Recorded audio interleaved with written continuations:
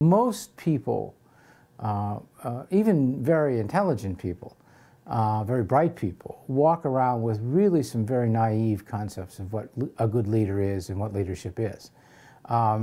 Typically, if you ask the person on the street, and again, I'm not talking about an uninformed individual, but a person who generally has a pretty good understanding of what they do for a living and their job, and they're pretty effective individuals, they'll probably describe a leadership model to you that's pretty much what I would call the great man or the great person theory of leadership, that somehow leaders are born, somehow when the situation calls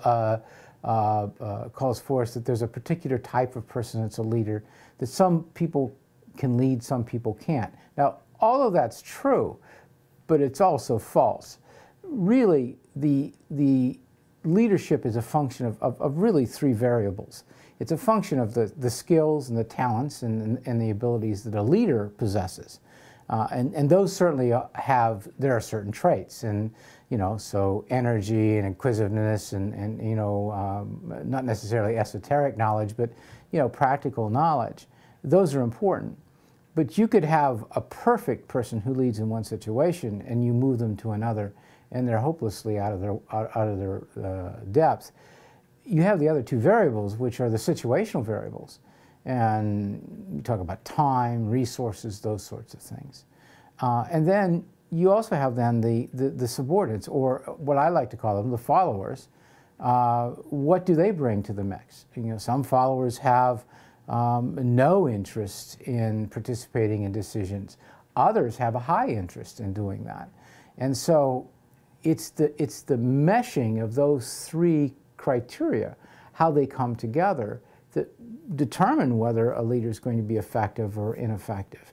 And so from the standpoint of someone taking the course, as we look at the literature, at the research, we begin to see that the reason for that. So if someone says, well, this person would make a great leader, well, you might say they might, but they might or might not. They might have been very, very effective in another environment.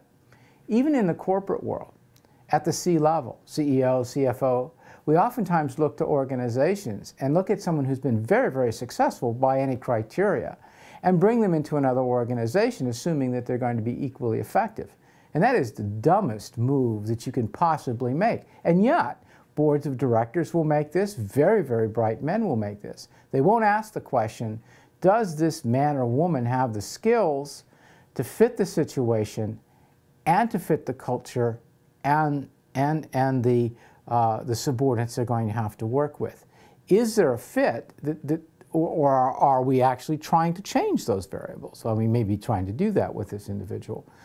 So that's an important, there's a subtlety to leadership that goes well beyond what most people think.